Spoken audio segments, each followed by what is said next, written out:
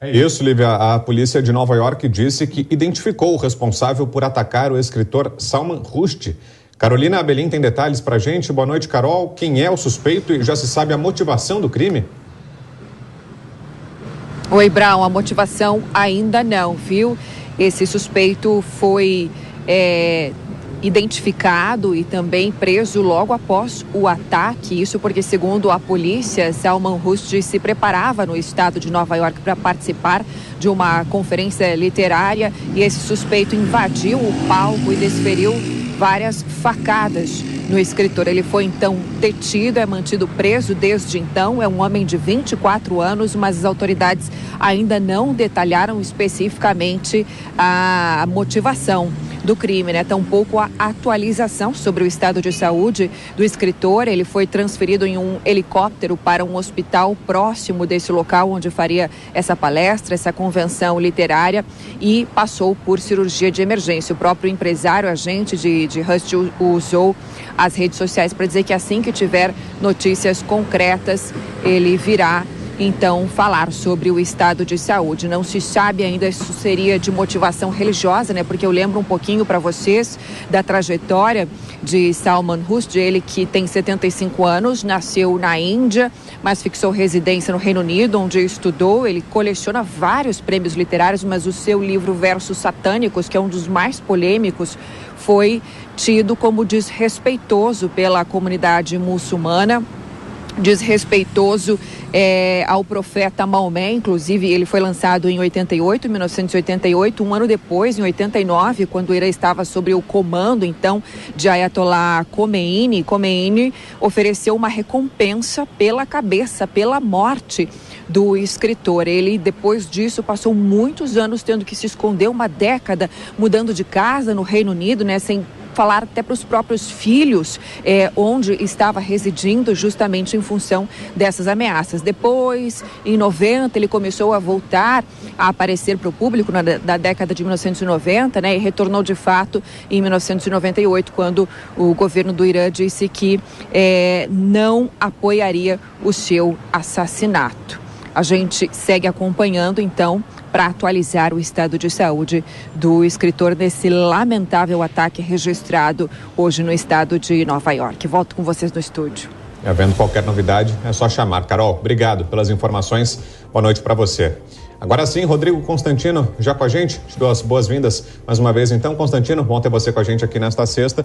E já queria a sua avaliação sobre esse caso, apesar de não haver ainda a confirmação de que o ataque de hoje tem relação com essa sentença de morte que parava sobre Rushdie. Tudo indica, tudo leva a crer que haja essa relação, mas até que isso se confirme, imagino que vão ficar, no mínimo, estremecidas ou vão ser conduzidas a um estado muito tenso as relações entre os Estados Unidos, onde aconteceu o ataque, embora se trate de um cidadão britânico, o crime foi em solo americano, as relações entre Estados Unidos, Reino Unido e o Irã, né, Constantino? Boa noite. Boa noite, Brown, boa noite, Lívia, boa noite, Cris e todos. É muito triste isso, né? Espero realmente que o Salman Rushdie consiga sair dessa. Eu li o livro, Os Versos Satânicos, tem muitos anos atrás. É um livro interessante, instigante. E realmente, né, o regime iraniano, desde que os ayatollahs fizeram a revolução e tomaram o poder durante o governo Jimmy Carter, isso reforça a importância da gente lembrar, né, da importância de um líder, de um xerife do mundo livre, do Ocidente, forte, firme. Foi na época do governo Jimmy Carter que aquilo aconteceu. E aí veio, depois do Khomeini, essa fátua, né, essa sentença de morte, e qualquer um que se sinta, né, representado pelo Islã, teoricamente, teria a obrigação de matá-lo após essa fátua. Então isso fez a vida do Salman Rushdie virar um inferno. Ele, durante vários anos, contou com um serviço secreto britânico para escoltá-lo, protegê-lo, ficou no anonimato, em sigilo, e é muito triste isso. Agora, isso reforça toda a discussão que a gente precisa ter sobre fanatismo, né? Sobre tolerância e, claro, sobre esses regimes que assolam muitos países e muitas populações mantidas de maneira subjugada ou com base na opressão, né, sem poder se manifestar.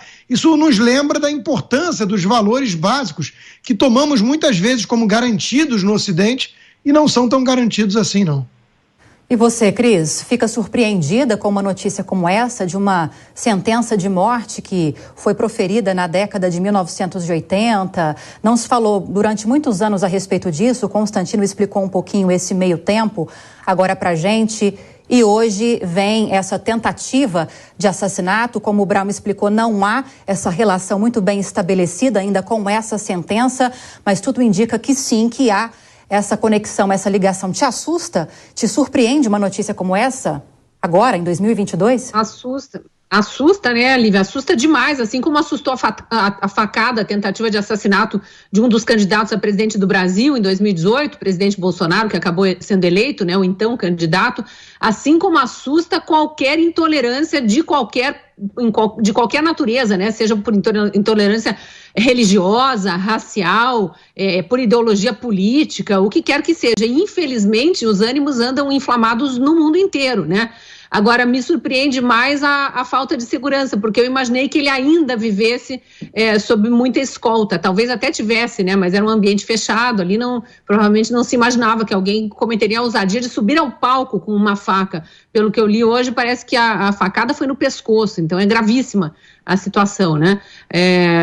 Agora, vamos ver como é que caminha essa investigação, e isso os Estados Unidos conseguem conter. A gente sabe, não sou tão informada sobre política americana quanto o Constantino, que está lá dentro, mas a gente sabe que o governo atual abriu muitas brechas, né, em relação a imigrantes e tudo mais, e a situação ficou fora de controle em alguns estados americanos. Não é o caso ali de onde estava Salman Rushdie, mas de qualquer forma, tem muita gente dentro dos Estados Unidos que é contra interesses americanos, interesses ocidentais. Às vezes eles pegam uma figura dessas para crucificar e dar o recado para o Ocidente inteiro, né? Veja o que aconteceu com as Torres Gêmeas. Então, muita coisa aí vai surgir dessa tentativa de assassinato.